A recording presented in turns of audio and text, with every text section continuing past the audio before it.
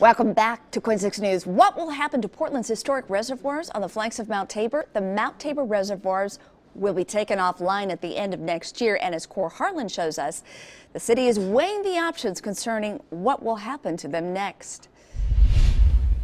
As the city of Portland moves closer to enclosing and covering its water supply, comes word from the Historic Landmarks Commission that may require the city to keep water in Mount Tabor's reservoirs, even after the other enclosed reservoirs have been completed. Keeping water in Mount Tabor's reservoirs after they're taken offline at the end of next year is one of several ideas under consideration. And although no one knows for sure right now what the reservoirs will look like in the future, Portland City Commissioner Amanda Fritz knows what it will not look like going forward. There's no possibility that the reservoir is going to get sold off for real estate development, which is one of the concerns I've heard in the community. The reservoirs on Mount Tabor are federally designated historical landmarks, and as such, Portland's Historical Landmarks Commission will help guide policymakers as to what the reservoirs will be when they're taken offline.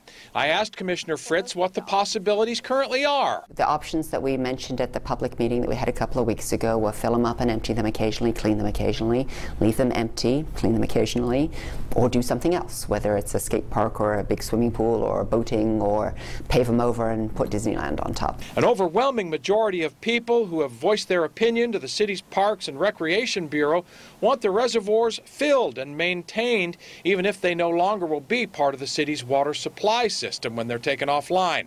I asked Commissioner Fritz when the final decision on Mount Tabor reservoirs will be made. She tells me it could be well into next year before a final decision is at hand.